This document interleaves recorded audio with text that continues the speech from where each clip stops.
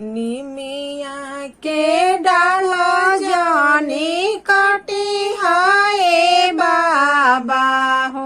निमिया चिड़ैया के बसेर, निमिया चिड़ैया के बसेर हो। तभी नो सारा बाबा चिड़ैया उड़ी जाई है हो।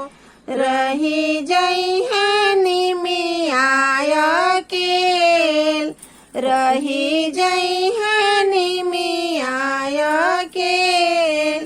बेटी के उरे ठजानी बोली हाय पापा हो।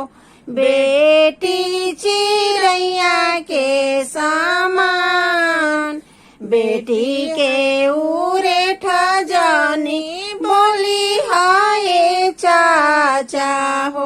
बेटी चिड़ैया के समान हो। तभी नु सारा बापा बेटी चली जई हानि, रही जई है माया केल, रही जई है चाची अकेल।